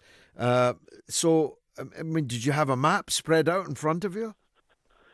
Yes, I mean, basically the art of navigation really began at sea, didn't it? And the navigation school, well, in fact, when I did my original commercial pilot's license, I went to John Cass College in London, which was the Maritime Navigation School originally. And it was really about a map and a compass and a stopwatch. You didn't need a stopwatch on a ship, but you did in an aeroplane because you're going that much faster. So basically, you had to be able to see the surface of the Earth. You had a map with line features. You would draw a line on it, work out how long you thought it would take you to get from point A to point B, and you'd start your watch and expect to see waypoints come along that confirm you're still on the right course and you're following a magnetic compass. Very basic. Very basic, but not as basic as the old Zeppelins and these passenger balloons. Did they, if you'll forgive the pun again, die the death with some of these disasters that we've all seen pictures of, and people thought airplanes were the way to go instead? Yeah, I think they probably did. I mean, in those days, they had to use inflammable gases, which to make them work. And obviously, we've seen the disasters that occurred with that. And obviously, once you got into rigid fixed-wing aircraft, then they are much, much faster. Dirigibles are very slow. So we move into the 20s, 30s. Presumably this pattern of development really picked up pace. Yeah, I mean, obviously, the really big speed of development was during the war, when we went from sort of biplanes to jets in 5 or 6 years. Obviously, once the Second World War was over, that was when aviation really expanded phenomenally. There were a lot of World War surplus aircraft around. I mean, our well-known Freddie Laker, he made his money and started his airline with the Berlin Airlift using ex-military aircraft that were available very cheaply because we'd produced hundreds of them and there was no longer a war. So he's well known to thee and me, Terry, but younger listeners need reminding that Laker was actually he was the Ryanair of his day, wasn't he? He pioneered economy flights that ordinary workers could take. Absolutely. He was the very first no-frills, certainly in Europe. Herb Kelleher in the US was probably the guy that pioneered the EasyJet Ryanair model. But yeah, Freddie Laker was, with his SkyTrain, and I remember it being advertised as, bring your own food if you want to. It was basically just a seat.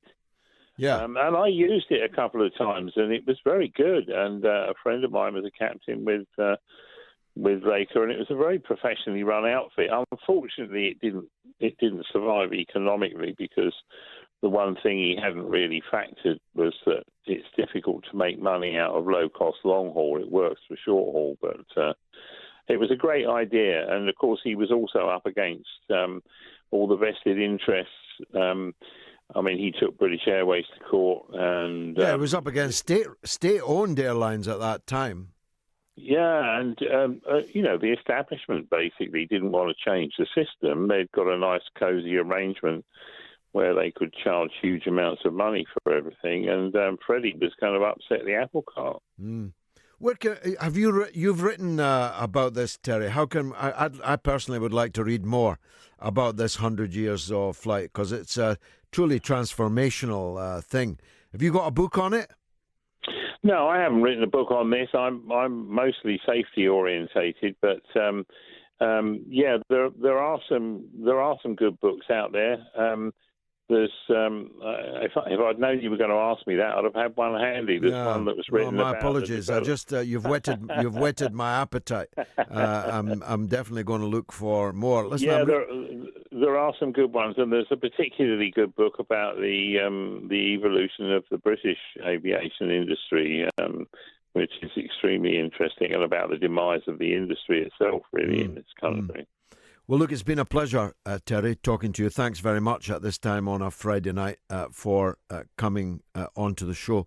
Terry Tozer, pilot, an author, a journalist, and a media aviation commentator, marking a centenary, 100 years of passenger flight. Here's an SMS from Tommy. I'm as sick as a seaside donkey as I watch PMQs every week, and when asked constantly by MPs why people in work are using food banks increasingly, Theresa May spouts out slogan over and over that the best way out of poverty is work. Didn't someone else use a similar slogan once to give false hope to people? Thanks, Tommy. And Mal says, it's interesting you're talking about aircraft when Bombardier in Belfast is facing closure, or hopefully a buyer as it's up for sale. Beforehand, we called it Short Brothers, and it was the first company in the world to build production aircraft. Is it time for the British government to step in and save it by nationalising it again? This is a hugely great asset with a very talented workforce to be utilised by any country who comes in to help, and many thousands of jobs servicing them. Well said, Mal. I wholeheartedly agree with that. John says, Williamson should go away and shut up. Grayling cost austerity taxpayers $2 billion in total, yet he's still in post. Why is there no MSM coverage? And Councillor James Ball says, as you know, I'm a Leave voting Labour councillor in Wales, and I can't believe many of my fellow party members still don't understand the English results, that the People's Vote fifth column around Jeremy Corbyn are destroying us. Well, I'll tell you what, Councillor, the Sunderland Labour leader, I've just seen him on television, he gave them Tokyo. He left them nowhere to run or hide. He was very clear. It's a failure to support Brexit that is destroying Labour in the North and in the Midlands. And in Sunderland, they lost 12 Labour councillors. And he blamed his own MPs, by the way. Tony says, 2 words, George, timing and corruption. That's why the Maybot outed the NSC issue when she did. It's a big mystery, Tony. I wish I fully grasped it, as you seem to have. John says, Christian symbolic event in Westminster Abbey tonight to celebrate the continuous increased use of weapons of mass destruction. And you know, I've seen many things in my life, but a service at Westminster Abbey in veneration of nuclear weapons may be the most sacrilegious, may be the most blasphemous thing I have ever encountered in the Christian church. Let's hear from Spencer in East Ham. He's always worth hearing. Go ahead, Spence. Good evening, George. How are you keeping? I'm good. By the grace of God, I'm good. Thanks. Spencer? Oh, my goodness. One of my favourite callers. We've lost him. We'll get him back. Don't worry. Let me read more. Mal says, you think the coming EU elections are going to be a straight shootout between the Brexit Party and the Lib Dems and other Remainers? Considering what happened today, seems that the Tories and Labour have shot their bolts and are about to suffer greatly. No wonder that they both probably want a deal beforehand and don't see themselves fighting this coming election. Actually, I think it's now literally too late to avoid the elections, Mal. You would need to you need to get a deal and get it agreed with the EU, like in the next 2 or 3 days. I really don't think that's going to happen. Okay, Spencer's back on the line. Spencer, welcome. Cheers, George. I think we had a little technical glitch just then. But, no problem. You're welcome what back. What I'd like to talk about is something I noticed that UKIP did coming up to these elections, and I found it very interesting. And that was bringing big YouTube personalities into the fore and having them stand. Yeah, it hasn't worked out that well, has it? It hasn't, but it's very forward-thinking. If you're a party like UKIP, you're going down the pan. Your former figurehead has gone his separate way. Then you're desperate for ideas, and I've been listening to these guys since I heard they were coming as potential candidates for UKIP and what they had to say, and it's actually quite fascinating when you go on those air quotes alt-right websites and YouTube channels. Better you than me, Spencer. There's just not enough time in the day for me to do that. So tell us, what's fascinating about it? Well, for one thing, they've definitely got a huge youth following. Massive. On an international scale, those two guys in particular, I forget their names, but their YouTube channels is Count Dankula and Sargon of Akkad. They're the two who have stood for UKIP. And what they do is nothing overtly racist, but the undertone is very clear. And they make it very obvious what they're thinking without saying it. And I find it very interesting that this is a sort of diversion tactic being used when you look at how straightforward it is with somebody like Tommy Robinson, who to me is one of the great snake oil salesmen of our times. I think Tommy Robinson would be for the Green Party if it meant you'd have a couple of million quid in the bank and big American backers, you know? You can say that. I couldn't possibly comment, as he's a candidate in an election. George, of course. But, his politics, I think, are where it follows the money trail. Simple as that. But these guys seem to be onto something different. They're certainly bright. They're far from stupid. They mix their content with, which surprised me, actually, from what I saw. It wasn't purely political. It was pop cultural, and it was the ideal thing to draw young people in. And my point is... What sort of numbers are they getting, Spencer? In the millions. Really? Yeah. Blimey, I thought I was doing well. It's absolutely massive. And then there's a network, and that's what I sort of realised. It's an international following, and then there's links to guys in Scandinavia or Canada. And this thing is big, and I think everyone wants to laugh off UKIP, and yeah, they've had a terrible result. But if these people and this policy keeps going and using the web as a tool of recruitment, we might be laughing on the other sides of our faces in a couple of years' time.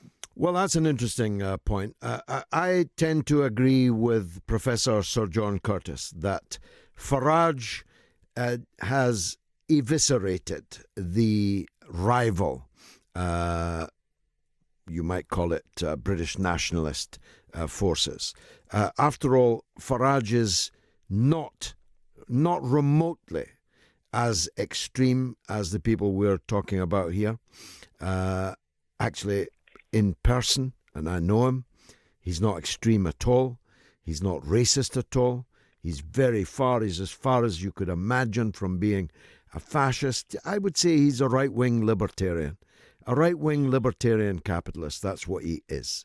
Yeah, I agree completely. And I was about to bring up Farage, actually, because the vitriol going his way means the eye's being taken off the ball of what's really going on. Mm-hmm. Online, in these communities, at a grassroots level, when people aren't taking it serious, they're throwing all their hate at Nigel Farage, yet everything is festering on a much lower level. It's festering on people's laptops and phones. And, you know, if you're taking no notice of that, it can grow very quickly. And the popularity is clearly there. I mean, the shy voter now can put a shy opinion across anonymously online, you know? So I can see, in my opinion anyway, that everything being thrown at Farage, and there's been a lot of absolute nonsense as far as I'm concerned. The man has caused hysteria. Ontological bonkers. It's insane. Anyone who calls Nigel Farage a fascist either is lying or has no idea what a fascist is. Well, it's the ignorance of it. It's presumption. Yeah. Nobody's taking time to look into this, and it's a witch trial, and it isn't fair. But what it's also doing Well, I think, talking of laughs on the other side of the face, Spencer, I think he's going to be laughing in just a few weeks' time because, and think of what that means, therefore, of what people are saying. If Farage was absolutely. a fascist, how come millions of people are voting for him? Well, I think have we got Labour millions of Tories, fascists in Britain? And if we have millions of fascists in Britain, how come we're the only country in Europe that doesn't have any fascists in Parliament, in councils, running local authorities? Fascism is actually vanishingly small as a problem here in Britain. Racism isn't. Racism is present in all communities, everywhere around the world, and it's certainly present in Britain. And as a former imperial power, of course, empire depends on racism. But racism is not the same thing as fascism. No, I think people don't make the distinction between the two. This is a big part of the problem. I know Arab racists. I know Chinese racists. I know white racists. I know black racists. Racism exists in all communities. Yeah, that's right, George. I mean, we've spoken about this before, but there's far too much mudslinging going on with people who don't actually know what they're talking about. No, and it doesn't even work, does it? If you go around, pouring milkshakes on people, you're actually helping them. You're George, actually helping them getting more votes. I was just about to say, if those two lads who threw the milkshakes on Tommy Robinson, if they would have been on film saying, okay, let's hear what you've got to say. There's a cafe there. Let's go inside. Let's debate it. You're filming it. If you've got a rock-solid, watertight argument, let's hear it. He would have dissolved on the spot. He would have found an excuse, wouldn't have happened, and he would have looked a complete fool. Yeah, because he is a fool. Exactly, but I'm not even advocating that, Spencer. That's a very liberal approach, and it has much to commend it. I'm not against demonstrating against the far right, not at all. I've been on many demonstrations against the far right. But you have to draw the line at political violence. You have to draw the line at assaulting candidates. Because, well, anybody can assault any candidate. And if you laugh at it, share it, cheer it, do it, all you're doing is actually opening a floodgate. And we know where that, I've got a personal interest here, Spencer. I could literally show you my scars. Yeah? But poor Joe Cox can't show you the scars because she's 6 foot under the cold ground and our children are motherless. Political violence. Does this go now? Yeah. You can't be in favour of some political violence and against other. Precisely. Spencer, it's been a pleasure talking to you. A real pleasure. Some great callers tonight. Let's hear from Linda in Manchester. Go ahead, Linda. Oh, hi there, George. How are you? Good, thanks. Been a good show, I think. Yes, it has, indeed. You always put on a good show. Thank you. And your callers. I'd like to take you back several hundred years, George. Okay. I think we might be seeing a replaying of history here, just my opinion, to the Whigs and the Tories of the time. Yep. Now, the Tories were quite in with things in Westminster, then they sort of slid to the background and the Whigs took over. Mm-hmm. And what I think, I know Nigel's your friend. Well, a friend of yours? No, he's not a friend. No, he's not a friend. I respect him. I admire him. I think he's done an incredible thing. But no, we're not personal friends. He likes a pint, I don't. He likes a fag, I don't. Yes, I know you don't drink or smoke. Yeah, exactly. I'm just thinking Nigel Farage, actually, he should be watched because I think he could be the modern alternative of the Whigs, who could lead us on to, when he drops out, the Tories take his followers with them. No, I think you're mischaracterising both him and the Whigs.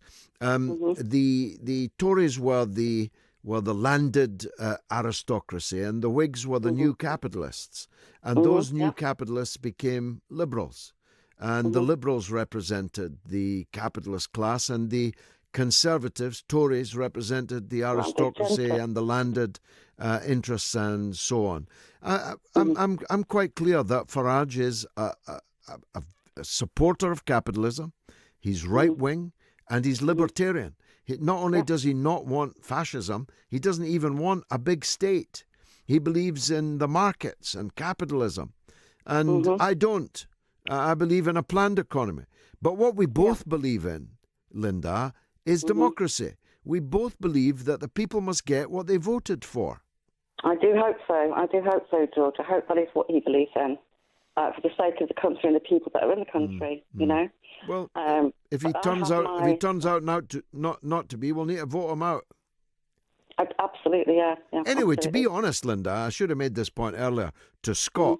He's running for a parliament he's hoping that we withdraw out of in a couple of months. So he's actually looking for a job in the European Parliament for a couple of months. It's not exactly ignoble, is it? No, it isn't ignoble at all. And I think the way he carries on when he's actually in Brussels, it leaves something to be desired, not turning up for votes, and then really loudly throwing his weight about when he gets there. But the votes are meaningless, Linda. It's a meaningless parliament, therefore, ergo, its votes are meaningless.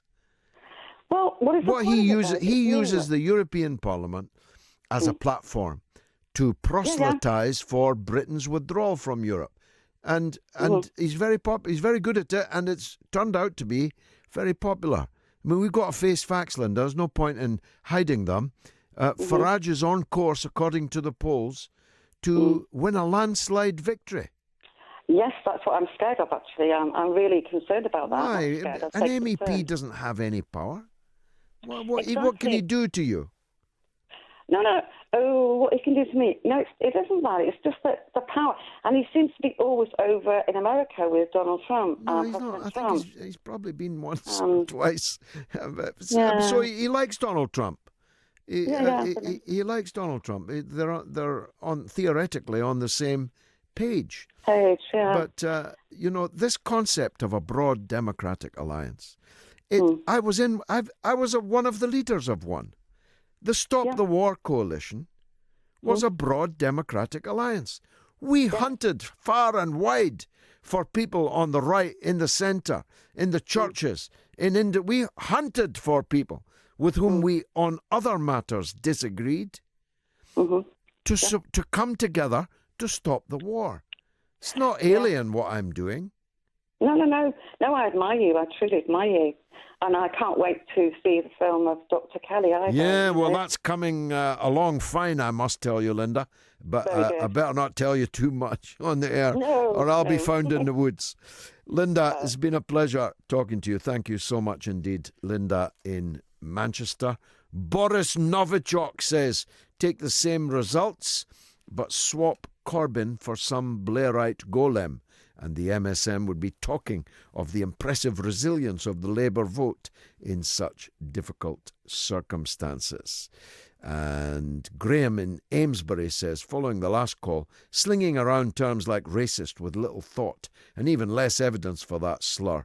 May I ask, George, your view on identity politics and the delineating of individuals by group identity? Graham in Amesbury. Graham, don't get me started. Ryan says, I may disagree with most of Nigel Farage's political stances, but he is an authentic British Conservative, more so than the likes of Dominic Grieve, the same way Jeremy Corbyn is an authentic socialist, more so than the likes of Yvette Cooper. Thank you for that, Ryan. James Brown is still alive and is 86. Wow, I must say I thought he'd passed away. Has he passed away? Well, he would have been 86. Right, let's take a call from Phil. He's a first-time caller. Go ahead, Phil. You're more than welcome.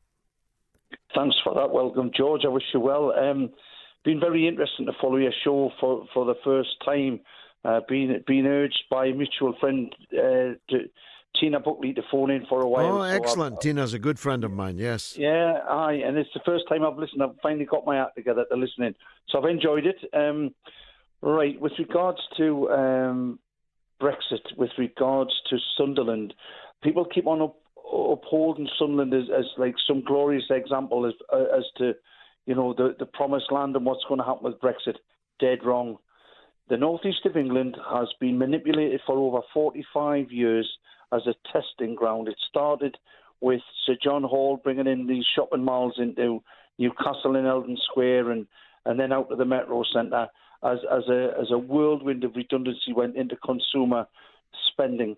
And then the death of steel within concert led to the death spell for Tyneside shipbuilding and then eventually the pits. So we're not about to go skipping through the bluebells and daffodils singing, when it's spring again, I'll take again Nissans to Sunderland, because that's the next one to go. And we will be in the northeast of England and round about the Sunderland area. If that goes, that factory, and I think it will, and the components and supply chain collapses just as it's about to start and happen at Honda, at Swindon, affecting districts as far away as south of Wales. We will see the final vestiges of not the industrial economy, George, but the service economy will collapse. And we know in the hinterland down in Darlington, which was part of the mainspring for the Industrial Revolution with railways in 1824-25, that there are mass factories being built now without names, but we know who they are, so that folks can just settle back in their chairs in the northeast of England with internet same-day deliveries. And that is it. The operatives that will come in within 7.5 to 8 years in the northeast of England in supply warehouses, a.k.a. Mike Ashley and JD Sports, that kind of operation is coming in. And I'm sorry, but where Brexit and Sunderland are concerned is people are seeing it in a one-dimensional sense. It is not on... Well, Sunderland voted for Brexit, of course. It did, and I share a good Scots annoyance. Graham Miller, the leader of the council, a fine lad, is enraged at losing 12 councillors last night. Mm-hmm. And he is right to call it out with regards to two Labour MPs. But, go easy on the two MPs. They're not hedging their bets. But they, I think, are in a no-win situation, and they are desperate to retain the supply chain, not only in Sunderland, but in that northeast part of Durham, because they have that responsibility to the constituents.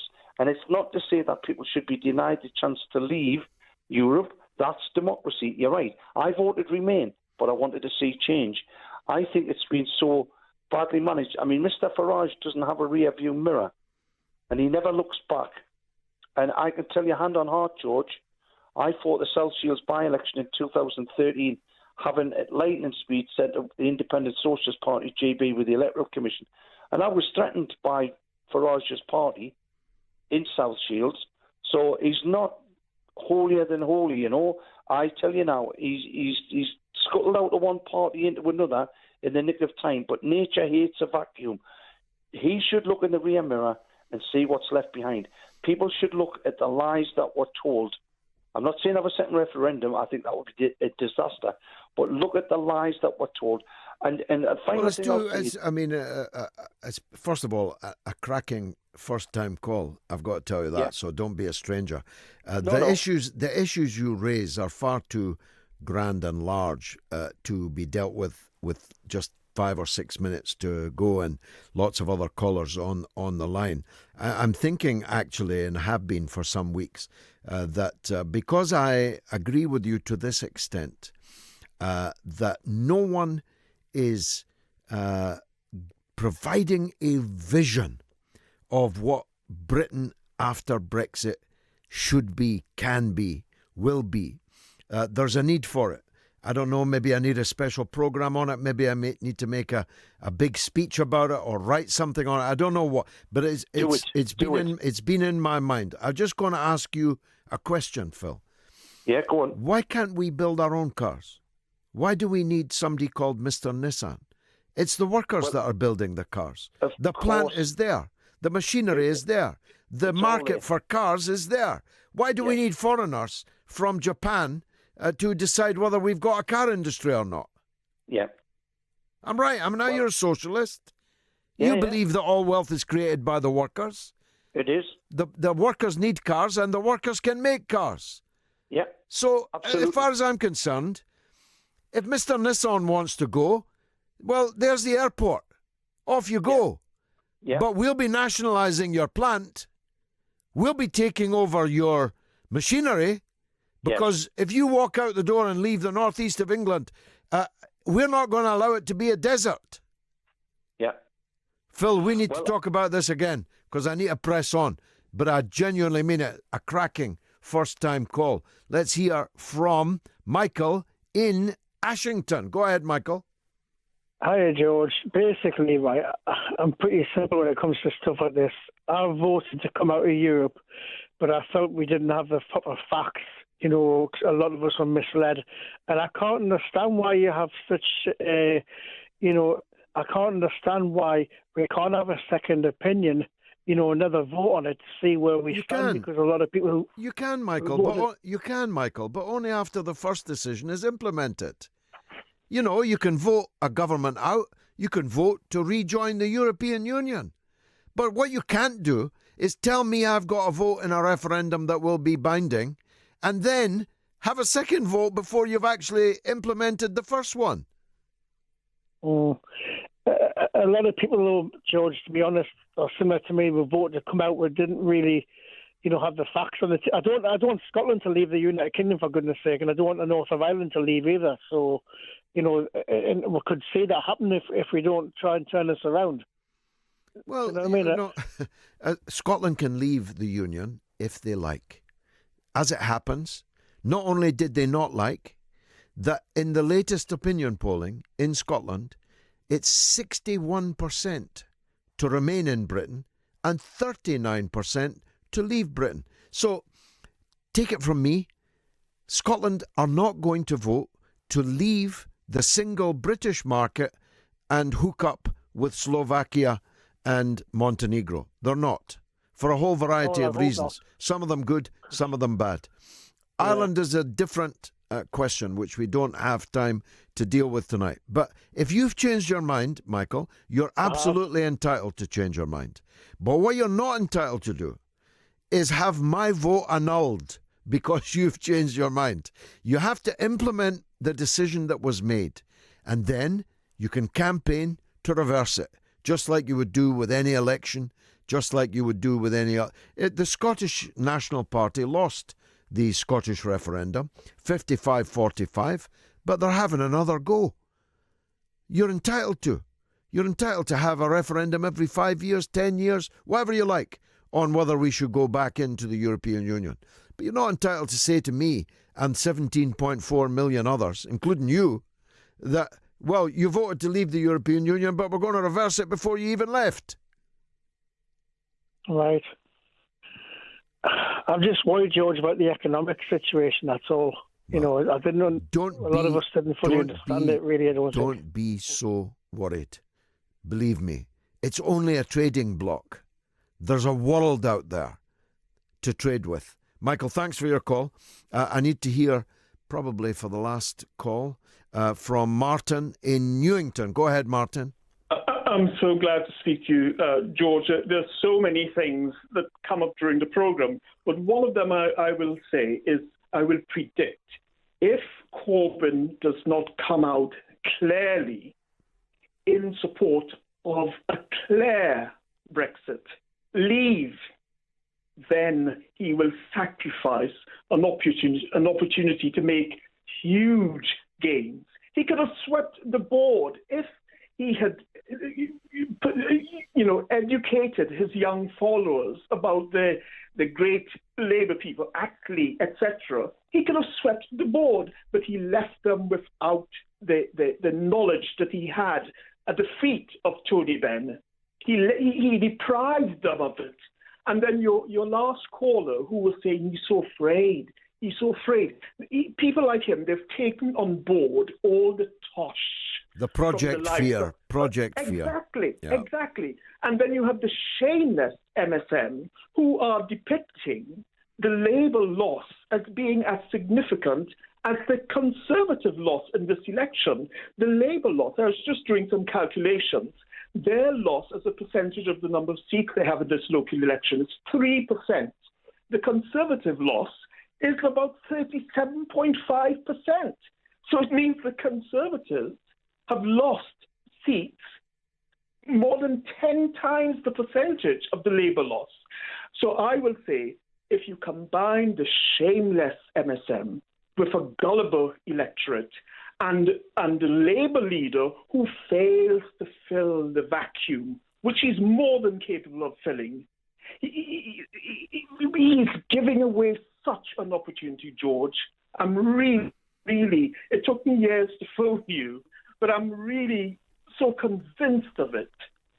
Well, I'm equally convinced and equally passionate as your wonderful call was, and it's symptomatic, I may say, of the class, the calibre of the calls that we've had tonight, which have been of a different order to any phone-in radio show anywhere to be found in Britain, and I would argue far further afield too.